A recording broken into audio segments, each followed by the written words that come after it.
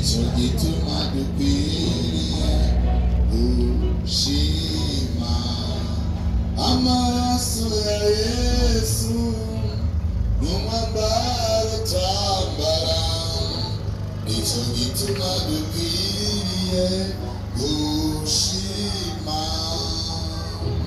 amaraso ya Yesu n'umwambaro twambara, nicyo gituma dukwiriye gushima. Tugorora ibiganza byacu imbere y'Imana. Umuntu wese yereka Imana ibyo ayikeneye kandi n'amashimwe arimo.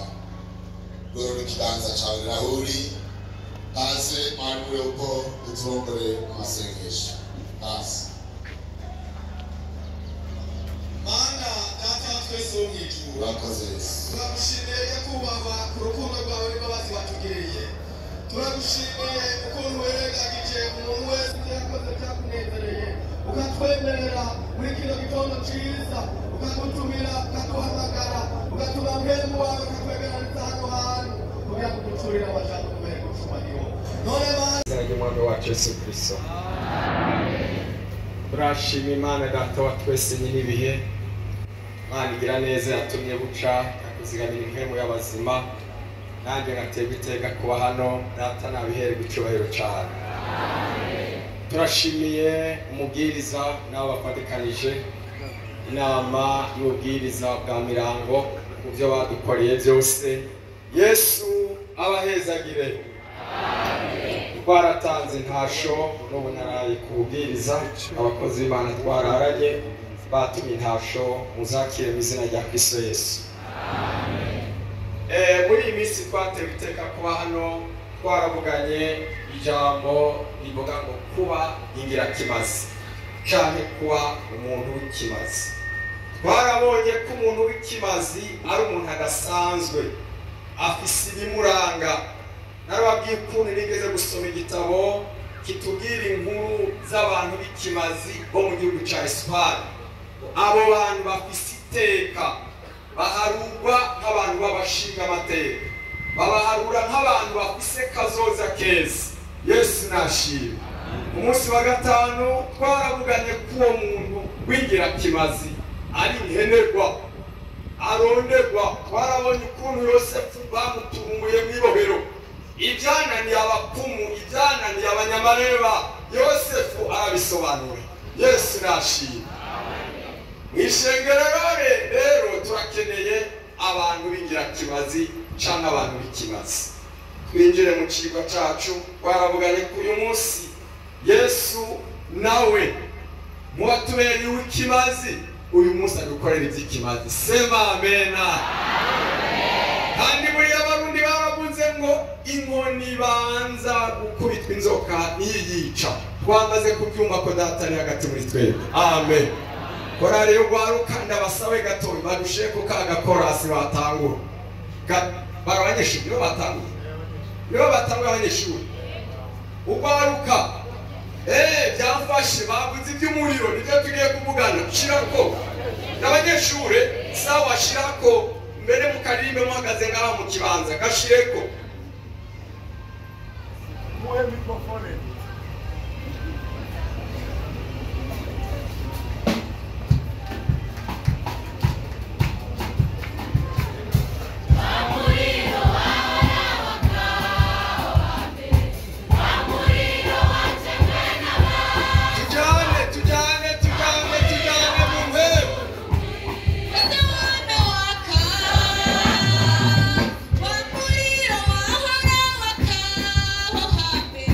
Bye.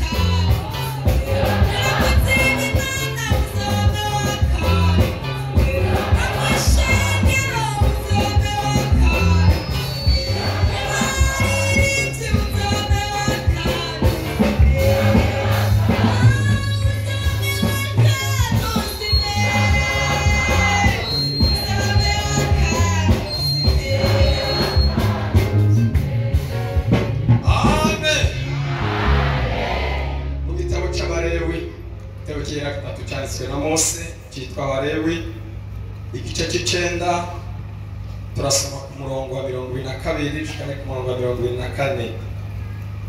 Igitabo cyitwa ic'abalewi igice c'icenda umurongo wa 22 bishikane ku murongo wa 24 havuga ngo maze Aroni aterura amaboko atumbereye abantu arabahezagira, araheza arururuka ava aho yatangiye ca kimazi catangiwe ibyaha na ca kimazi coshejwe na ca kimazi c'ishimwe, maze Mose na Aroni injira mw'ihema ry'ibonaniro baraheza barasohoka bahezagira abantu, maze ubwiza bw'Uhoraho bubonekera abantu bose.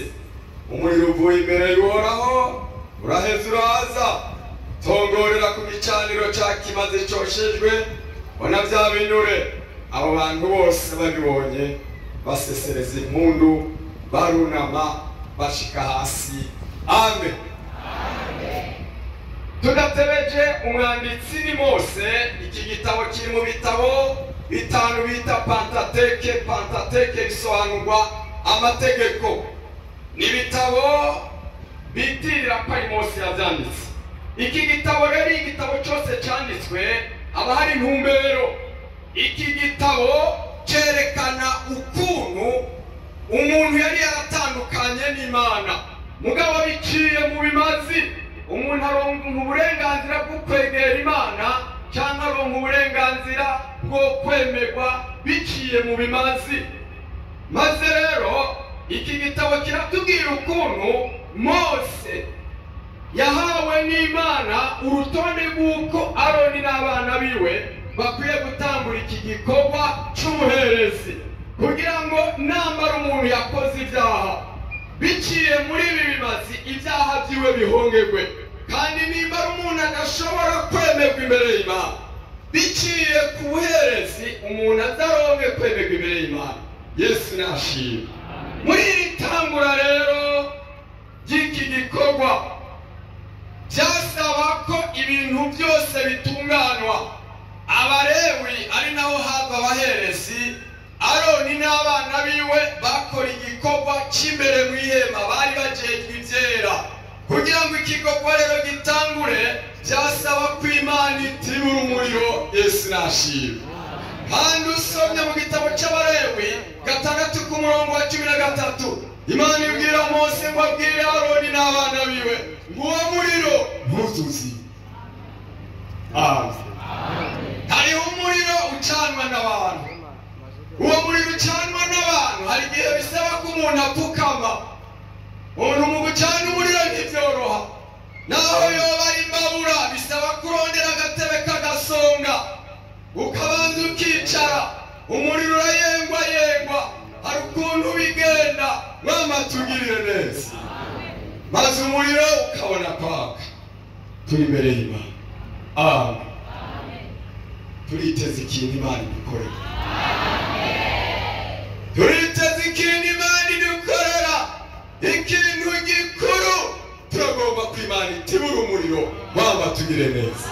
Uyu muriro rero werekana ikibanza c'Imana. Uyu muriro twabonye ngo Imana irabiyereka. Uyu munsi wari umunsi ugira munani bisobanurwa ngo ku munsi wa mbere w'iminsi indwi. Iki cari kirangaminsi c'Abaheburayo. Uyu munsi muri kalendariye canke mu kirangaminsi c'Abaroma murazi turi ku munsi w'indwi, mugabo mu kirangaminsi c'Abaheburayo umunsi ugira munani. Kandi uwo munsi ugira munani rero hama hakorana ikoraniro rikomeye, kuko ngo wa munsi usozerera ya minsi indwi Yesu arasemerera avuga ijambo rikomeye, abwira abari bamaze iminsi muri iyo minsi mikuru y'insago ngo namba hari ufise inyota naze kuri jewe wanyu. Umuntu wese anyizera tunzi z'amazi zizotemba ziva mu nda yiwe, kuko ivyanditswe vyera bivuga. Bitugira Yohana niwe yavyanditse ngo ariko aravuga ico Mana yari yiteze gukora cyari cyarabuzwe na Yoeli mu gice cya 2 ku murongo wa 18 ko mu gihe cy'iherezo Uhoraho azodukorera ikintu gikuru agasuka mpemu ye. mama tugirire neza. Uyu muriro rero werekana ikibanza c'Imana. Wamaze kubona umurongozi muri aya majambo twamaze kumusoma umurongo wa 22 ngo Aroni aterura amaboko. Nanezerewe cyane. Mama tugirire neza. Yamaze kuduhezagira. Amen. Aroni yamaze kuduhezagira gahe. Amen. Yamaze kuduhezagira. Kwaduhezagira rero. Turarindiriye mwene gikorwa nawe kwaduhezagira. Aduhezagiza iki? Umuriro. Namwitegereje nibutse igira korasi yanibuka muri misiyoni ya Marambya hari ikigabo cyitwa Nkoraniwe Wilson. Mama tugirire neza. Cyari kimeze nk'uwo mubwiriza ariko cyari umuriro. Sema amena. Cyari umuriro. Yihagaze ipupu ryangara. Ariko cyari umuriro. Tamango ewe kwaruka. Tamango turagomba kuzirondera abazari zishinze twongere tuzishime. Mama tugirire neza. Akagakengerwa k'abadayimoni abana bacu bariko barapfa turagomba gusubiza impamvu. Sema amena. Turagomba gusubiza impamvu. Abantu uyu munsi basigaye barabaye nk'ibiti byumye. Abandi abadayimoni barabinjiye kubera iki? Umuriro warazima. Mama tugirire neza. Uhoraho batibura umuriro. Amen. Turagomba Imana idukorera iki? Kuri uyu munsi turagomba Imana idukorera ikintu. Usomye mu gitabo cyo kuvana tuhasoma mu gice cya 19 ku murongo wa 18 ushika ku murongo wa 22. Haheze amezi 3 bashitse mu bugaragwa bw'Isinayi. Imana yagomba guha amategeko ab'Isirayeli. Yababwira ngo mwitegure mu mesura impuzu. Mose arabategura ate mwitegure mu minsi 3 muzoza guhura n'Uhoraho. Mugabo baritako minenegwe. Imana irabwira Mose atumbiriza. Bwira ab'Isirayeli ntibahangare kundaba mbere n'abaherezi nabo nyene ndabona ko bitameze neza. Ngo yitegereje ab'Isirayeli babona ku musozi Sinayi hapfunduka umuriro. Amen. Ishengero ryo mu mirambo ryarampezagiye. Haleluya. Ishengero ryo mu mirambo ryarampezagiye mu kameremere kanje iyo ninjiye ahantu nta kindi cyambere numva umuriro. Ishengero ryo mu mirambo Yesu abahezagire. Abantu bariko baracanira ku mavi Yesu abahezagire. Mama bagirire neza. Turagomba gucana. Isirayeli yatabariwe ku kiyaga gitukura mu buryo bw'umuyaga. Mugabo twebwe tugiye patira ikirere muri uyu muriro wa Mpemu.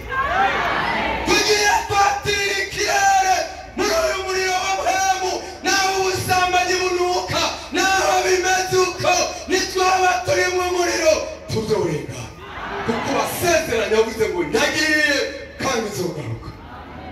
Banditse Abaheburayo arabivuga ngo abo bayerera mu isi bambaye isato z'intama n'iz'impene. Isi ntiyari ikibabereye. Bavuga ngo ntacyo bitwaye. Tuzonga ibyo turiye tuzambara izo twambaye ariko dushitse muri kiriya gihugu kugira ngo bishoboke hakatiwe mu muriro. Mama tugire neza. Muriro rero werekana ikibanza c'Imana.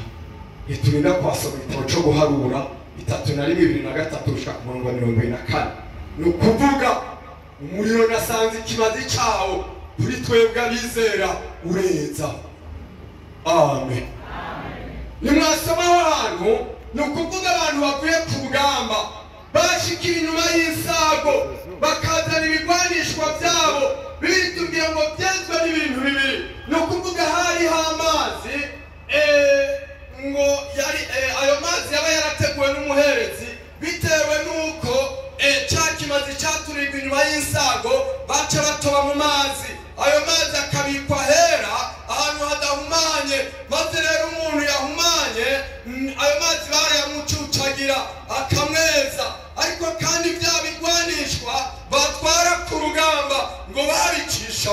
muriro. Babicisha mu muriro, ntibyasubira mu mahema, bidaciye mu muriro, bitubwira ngo birinde umuriro, byacishwa mu muriro. Nama tugirire neza. Usomye mu cyete cya mbere cya Petero, Petero avuga ngo mbiriza bene data, naho muri mu magorwa, umuriro hagati yanyu wo kubageza ntukabatera ubwoba. Hari igihe umuntu ashobora kuba ari mu mageragezwa akamera nk'umuriro, ariko uri mu muriro ntacyo bitwara, tuzorenga. Sema amen. Uwo muriro rero ureza, dusome, hari ibintu biriko birazimya umuriro. Jewe nabibonye Yesaya yarabishuriwe mu gice cya 22 umurongo wa 25, igitabo cyabwishwa n'Imana Yesaya. Hari ibintu biriko birazimya umuriro.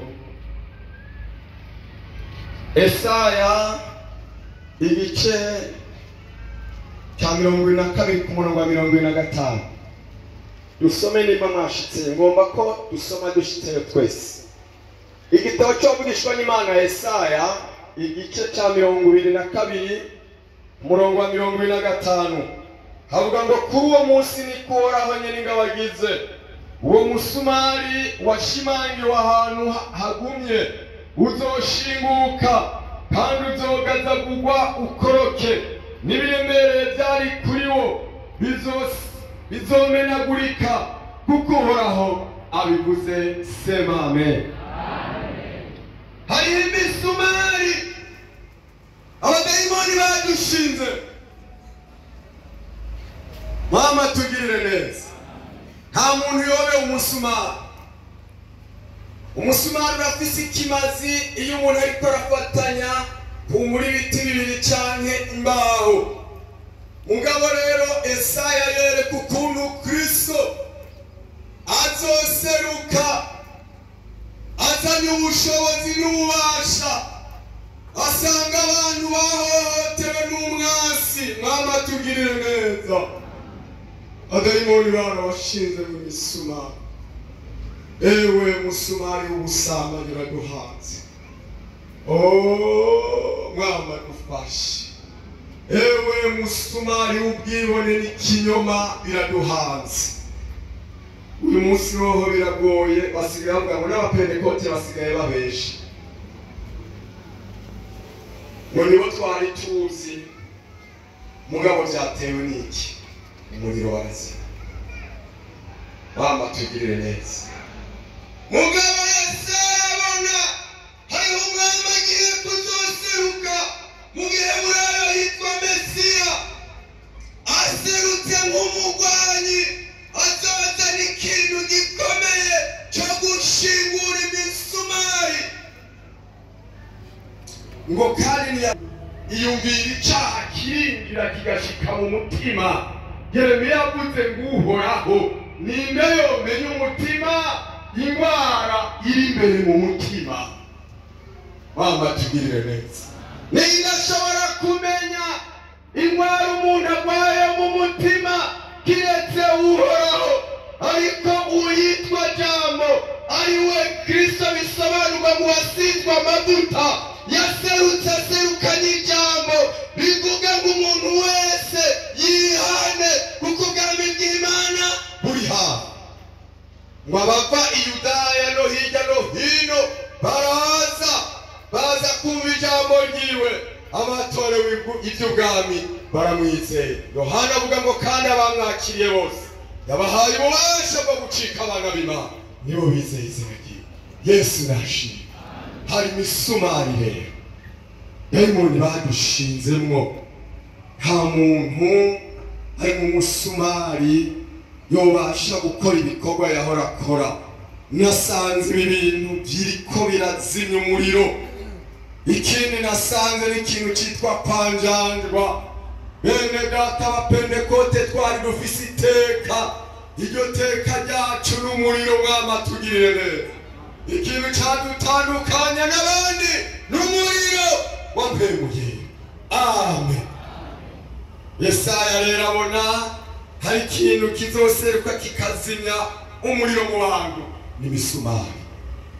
Raba umusumari abadayimoni bagushinzemo ugutera kudasubira gusenga, ugutera kureka kwihana n'ukwezwa, kandi tugira dutahe iwacu mu ijuru. Abantu umenga basinziriye, abantu umenga bashitse, abantu umenga babivuyemo. Ariko Pawulo muceti yariko abitesalonike yavuze ngo muri icyo gihe bazovuga ngo n'amahoro n'amahoro, niho azoseruka. Umwami atugirire neza. None rero bene data, umuntu wese asuzume mu mutima umusumari umwasi yamuteyemwo, umusumari w'amacakubiri, umusumari w'inzigo, umusumari w'ibyaha. Ariko uyu munsi ni inkuru nziza kuri wewe ngo wihane ubwire Yesu ati Yesu singushingura umusumari n'uture mu muriro wa Beniye. Amen. Na Yesu yarabivuze mu butumwa bwiza ko bwanditswe na Yohana, kandi ahagamye duteze turiko tugenda turangiza. Mama tugirire neza. Ubutumwa bwiza ko bwanditswe na Yohana igice cya 16 ku murongo w'indwi. Ubutumwa bwiza ko bwanditswe na Yohana igice cya 16 ku murongo w'indwi. Avuga ngo ariko jewe ndababwira ukuri, icyo kibamarira nuko jewe ngenda, kuko nintagenda umwitsa ntazoza kuri mwebwe, ariko ninagenda nzomubarungikira. Yesu nashimye. Yesu aritegereza abigishwa biwe asanga baracarimo imisumari y'ukutizera. Abitegereje arabaraba, bari bwamwizeye. Umwami atugire neza. Maze rero bwatumviriza, naho mubona ni hagati muri mwebwe ibimenyetso n'ibitangaza bikoreka, hari igihe bigeze kumuzanira icegeranyo c'ukuntu ibikorwa byagenze neza. Arababwira ngo ntimunezerwe nuko impwemu mbi zabumviye, ariko munezerwe nuko amazina yanyu yanditse mu gitabo cyo mu ijuru. Umwami atugirire neza. Arababwira ngo icogira ikimazi, icogira ico kibamarira nuko jewe ngenda, kuko nintagenda umwitse ntazoza kuri mwebwe, ariko ninagenda nzobamurungikira. Amen. Uyu mwami rero twizeye yaragiye, kandi yavuze ngo sinzobasiga nk'imfubyi, ariko nzogaruka kuri mwebwe. Yesu nashimye.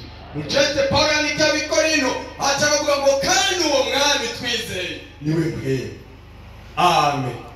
Uri mw'uwo muriro, Kristo ari muri we, kugira ngo abe muri we nuko aba yaritondeye ibyagezwe by'Imana, kuko yavuze ngo nimwankunda muzokwitondera ibyagezwe byanjye. Nitwitondera ibyagezwe by'Imana tukihana neza, uwo muriro uzoba muri twebwe. Igituma dukwiye gusaba umuriro asobanura ibintu. Umuriro n'iryo teka. Mama tugirire neza. Umuriro bene data usomye mu gitabo cy'ibyakozwe n'intumwa igice cya 5 uhereye ku murongo wa 5 gushika ku murongo wa 12 tuhasoma, tuhasanga amajambo ya Ananiya na Safira. Kubw'uwo muriro Ananiya na Safira barawinjiramo, ariko ntibabimenya. Erega turafise abantu binjiye mu ishengero rya Pentecote, ibya Pentecote batabimenya. Mama tugirire neza. Ntibabimenye, ntibabitahuye. Ishengero rya Pentecote iteka ryacu n'umuriro. Amen. Umuntu harimo umuriro, yumva kwihana, yumva kwezwa, yamara ibyizigiro, avuga ngo tweho iwacu n'ijuru. Naho yaba yari mw'igorofa, naho yaba yirirwa mu nda y'indege, aramenya ngo ibyari byo byose ntiyashika hasi. Ndataha muhira mugabe iwacu n'ijuru.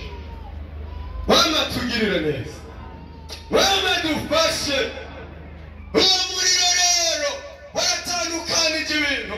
Ananiya araza, amaze kuza azana amajambo y'ikinyoma, azana amajambo atari ukuri. Petero yuzuye mw'uwo muriro arambwira ngo Ananiya, ibyo bintu ni ukuri. Numusamara. Umwami atugireze, umwami adufashe. Ewe wa muriro we manuka, ewe wa muriro we manuka, ewe wa muriro we manuka,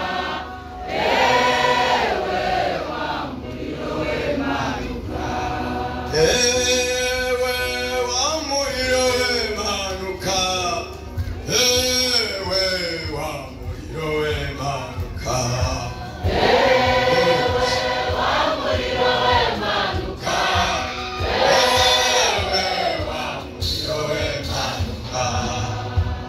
Yesu ashimwe. Wibaza ngo biroshe. Oya. Eka, mama tuye neza. Pawulo yandikira Abanyefeso 5:15. Arababwira ngo nguru uburyo mu bugwiza. Iminsi ni mibi. Iyi minsi rero ni mibi. Iminsi ari mibi tuzuye. Biratera ubwoba. Biratera ubwoba. Mama tuye neza. Abantu bariko baratakaza umuriro bagatangura kumwibohe. Abantu bariko baratakaza umuriro bakambara itababere. Abantu bariko baratakaza umuriro bakiyoha mu byaha. Mama bashi kuzu umuriro ni guteka. Ewe musore ngufite igaruke, niba mu muriro igihanza abandi basore uzobirabira.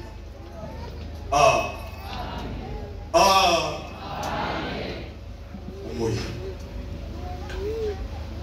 igihe kimwe nigeze kugirirwa imbabazi n'Imana, warukana bafite igaruke ngenderwa n'Imana. Mbona uyu mwungere ari muri Canada adusanze ahantu ku gashure k'ahantu mu Gakungwe ujabutse mugere urenganira ubuzima. Mbona ariko aratubwira mu mbiriza mperuka mu bihugu byo hanze ngo ariko nabonye umusore avuga ubutumwa ari mu muriro ngo nanje ndagomba ko urwaruka rwo mu Burundi rwo mu ishengero rya Pentecote bamera nk'uwo musore. Chamba muri izo nzozi. Ene gwaruka ndagunda bafite iganuke ishangara ry'Imana icyo data yambwiye tugira gutaha turi mu muriro, nitutataha turi mu muriro abatunigana saba inyama n'amaraso amazi si ayandi ubugaragwa budutaye hagati kuzura kandi icyo data yambwiye ewe gwaruka nimubwiye kuzana umubyiro mu ishengero. Mama tugire neza natwe abataba no kubegera meya n'ukwegeranya bagiye kuzura ubushobozi bavuga ubutumwa mu nkomezi. Imisore yirinze, abigeme birinze, abamama birinze bagiye guhaguruka nka Debora. Nuko bigiye kugenda turiteze umuvyuro, turiteze ibintu bisha n'ibitunda ko twotahuko bimeze uko bisaba umuriro. Mama tugire neza bisaba umuriro. Eliya yakiriwe n'imikogota y'iki y'umuriro. Elisa icamukingirije igatani n'umuriro. Royita utari mu muriro ko twogira ingorane. Mama tugire neza. Nashitse mu Nyabugete umuntu marambwira ngo pastor endari nkiri mwari mu murantu. Ewe mwari muntu uratembera mu mihana abantu basigaye batanga amashano. Habwe n'ibyo bintu wabisomye he? Ibyo bintu wabisomye he? Bararimpa mfe. Turi kumwe gabene nawe. Ngorane. Ahirwa bapfa bapfira. Amen. Bakozi b'Imana duhagarare mu muriro. Mama tugire neza mu muriro. Muriro ni iteka, ikintu kizobatandukanya. Reka ndabireke muri reka tuvuge muri iki gisagara bantu bo mu birango n'umuriro. Mwarampezaga kandi Imana yarakoze yanungitse ahantu nzotwara inkuru ntimuragende mu mirango. Nzotwara inkuru ntihabiruko muragende mu mirango.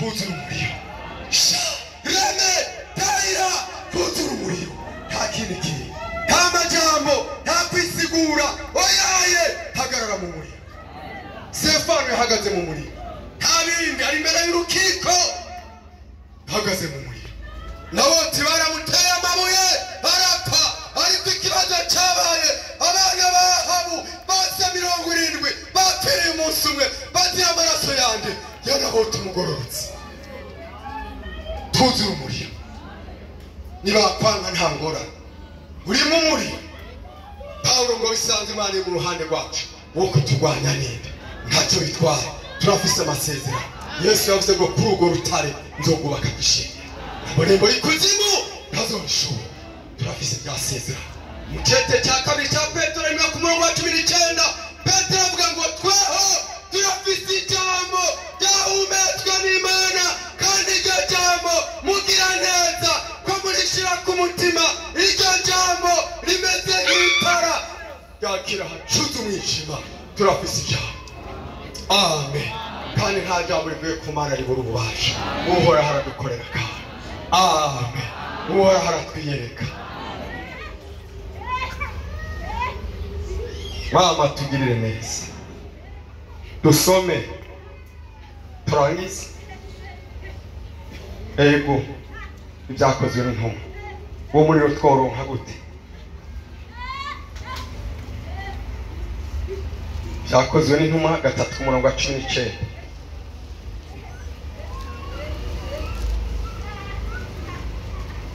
byakozwe n'intumwa 3:19 turarangije havuga ngo nuko mwihane muhindukire ibyaha byanyu bihanagurwe ibihe byo guhembuka ibona ingene biza bivuye mu ijuru mu nyonga z'umwami Imana kugira ngo nayo izitume Kristo yabatoranirijwe kera ni Yesu amen bene data twihane turorere ikimana gukorera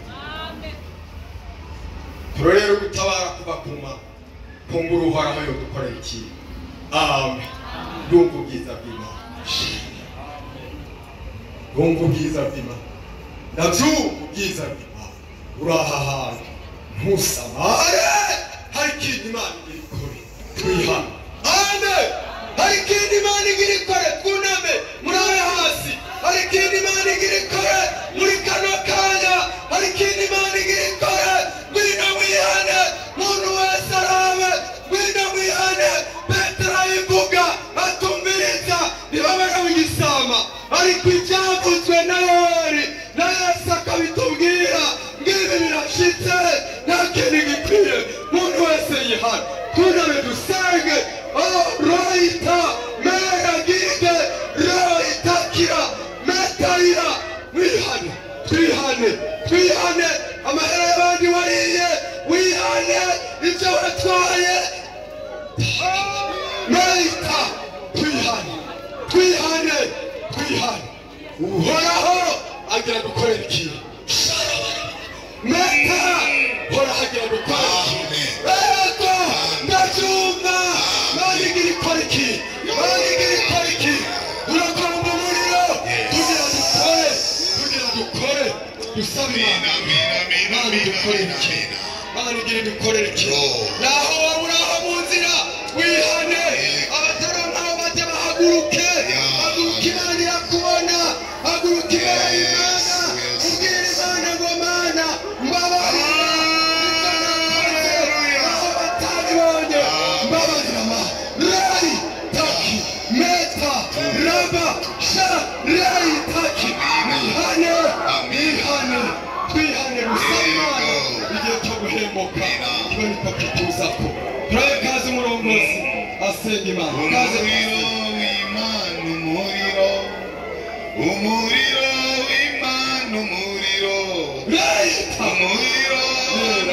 muyera Mana turasabye umuriro w'Imana umuriro w'Imana umuriro muyera Mana turasabye umuriro Rokiti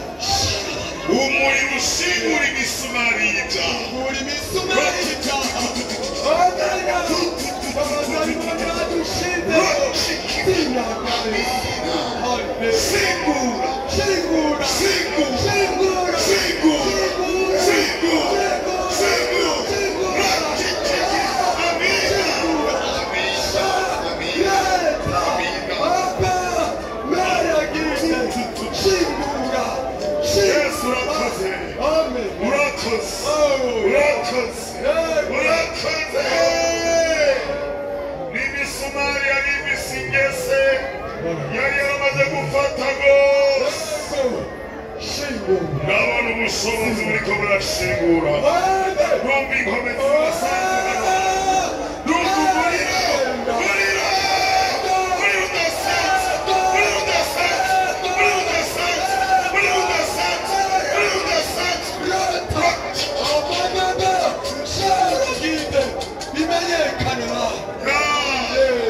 bimenyekane ko ari wowe Mana wenyine kandi ko amavi yose akwiye gupfukama akagupfukamira turagushimiye akayaga keza kamwenuye kuri uyu musozi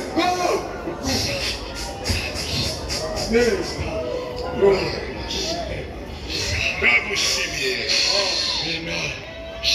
ndagukengurukiye uri Imana itabesha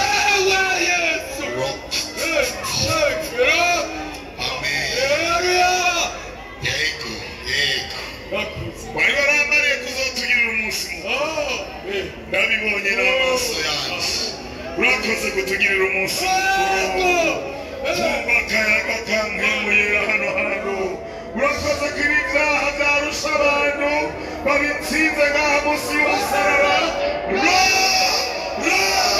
amina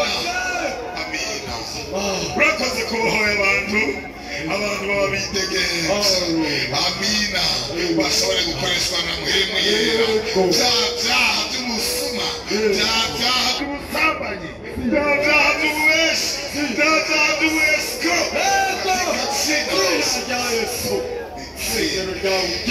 bwabwibone Mana urakoze turagushimiye aha hantu ni heza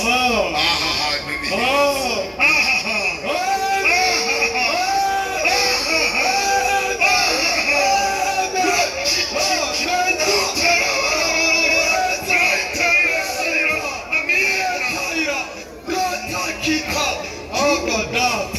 ahantu ni heza hari Imana urakoze Yesu kuje gusangangura ibyigeze akagabo byose kuje gusangangura ibinyoma byose kuje gusangangura ibiteye isoni byose kuje gusangangura uburozi kuje gusangangura Yesu we ibyo byose bikwanga turagushimiye turagukengurukiye turagumwami turagurenganza tuvuze ngo urakoze kubohora ababene data kugira ngo baze kwinjira muri mudu y'icuru rock amina zangabire wa muriro wazimye wongere kwaka guma wakaho hambere urakoze kubyumvise n'izina rya Yesu Kristo amen rock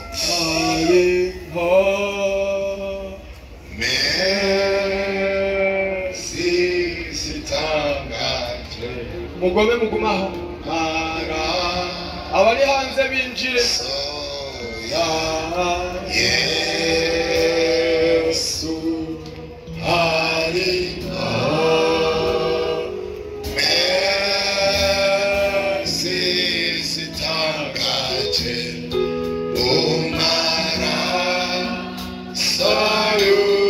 sayumukiza hari nkomezi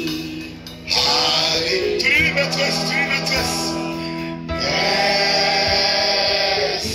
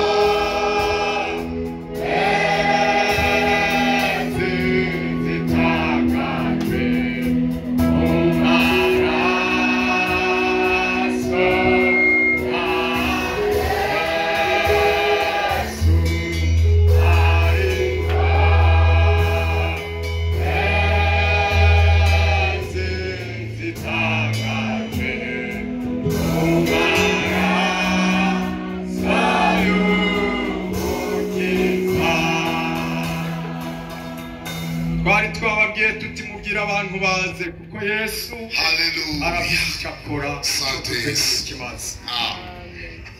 Iyo ngwara yawe uko biri kose ibyo bintu bimeze nk'imiserebanya byakwinjiranye, ibyo bintu byose wumva bigendagenda, ibyo bigwari ibyo ari byo byose, ibidashobokera abantu bishobokera Imana. Hagarara muri iyo mpemu, hagarara muri iyo mpemu. Hari inzoka zabinjiranye, hari abadayimoni babisanze, hari ibikoshi, hari abakobwa barotswe bagiriwe nabi, hari abahungu bagiriwe nabi, hari abagira ubuntu kwa hano. Tugufitiye inkuru nziza, umuriro ugira ubiturire, kandi nawe winjiye ari mushasha uze wegera abakozi. Senga paso. Haleluya, amen. Turaba, haleluya, amen.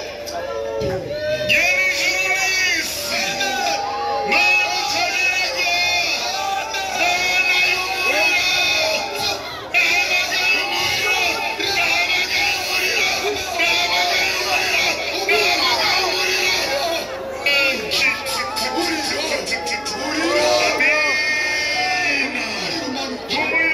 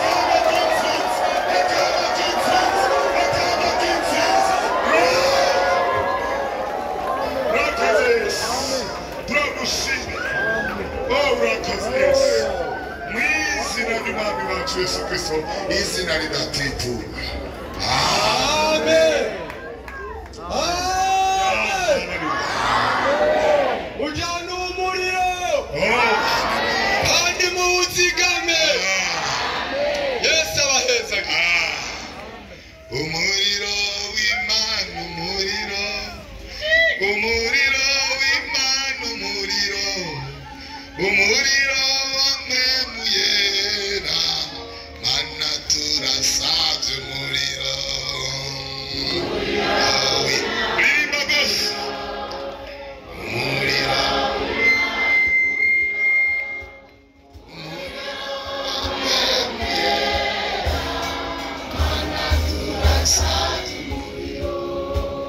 umuriro w'Imana iyo watse ibisigo navyo birahunga amahoro n'ayagasasagara umuriro w'Imana yera mana turasavye umuriro birimba sinabumva abanyeshuri urwandame